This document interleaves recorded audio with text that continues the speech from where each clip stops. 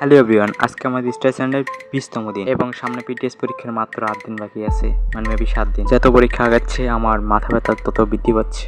যাই হোক, এই সিজন থেকে বাসার জন্য শুধুমাত্র একটাই অপশন বাকি আছে, সেটা হচ্ছে পড়াশোনা। মানে পড়াশোনা করতে হবে, যার কারণে আমি একটা বেসিক উদ্যোগ নিয়েছি, সেটা হচ্ছে স্টাডি, মানে হাই লেভেল স্টাডি করতে হবে। কিছুদিন আগে ফারিয়া আপু আমার কিছু গাইডলাইন দেয়, যেগুলো আমার কাছে অনেক হেল্পফুল ছিল, এবং কিছু অ্যাডভাইস দেয়, সেগুলো ফলো করে আমি নতুন একটা রুটিন তৈরি করি, যেখানে আমি কিছু অনেক অ্যাড করি। যেহেতু পিটিএস পরীক্ষা প্রায় 7 দিনের মতো আছে, তো আমার ডেইলি কী কী চ্যাপ্টার কমপ্লিট করতে হবে সেটা আমি নির্ধারণ করে রাখি। এখানে খাওয়া দাওয়া ঘুম ব্যতীত কোনো কিছু নেই, শুধুমাত্র পড়াশোনা আর পড়াশোনা।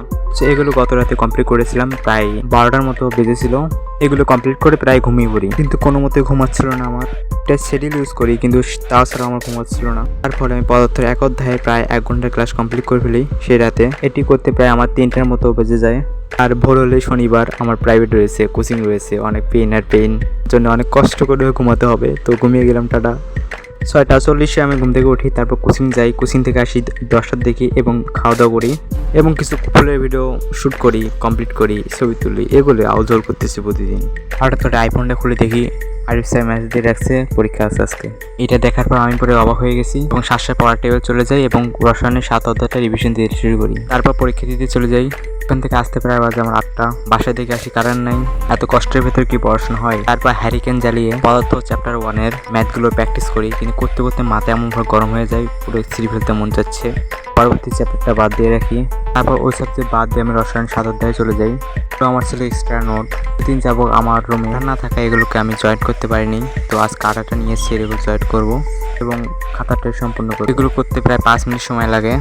তারপর আমি গণিতের 17 নম্বর চ্যাপ্টারটা শুরু করলাম। কিছুদিন আগে এগুলো আমি হ্যান্ড নোট করি এবং কী টাইপের থেকে ক নম্বর প্রশ্ন আসে সেগুলো আমি এক জায়গায় এবং সেগুলো আবার প্র্যাকটিস করা শুরু করে দিই। ভাবে 40 মিনিট করার পর মাথা মতো গরম হয়ে গেছে। গত কয়েকদিনের পরীক্ষার রেজাল্ট আজকে দিল, এখানে আমি থার্ড হয়ে যাই।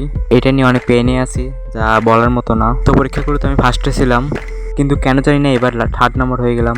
এইসব চিন্তা করতে করতে 11টা 13 বাজে আর আমার প্রায় ঘুমানোর সময় হয়ে গেছে। কিন্তু আজকে আমি 6টা সাবজেক্টের টপিক নিয়েছিলাম, কিন্তু এগুলো আমি সম্পূর্ণ করতে পারিনি।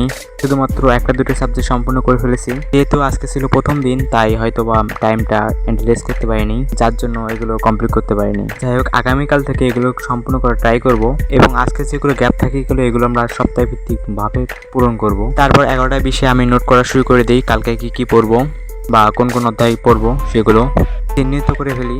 আর এইদিকে পরিসংখ্যানে অর্ধেকটুকু কমপ্লিট করে নিই আমি। মেবি কালকে শেষ করতে হবে অধ্যায়টা। Tata, bye bye, subscribe please.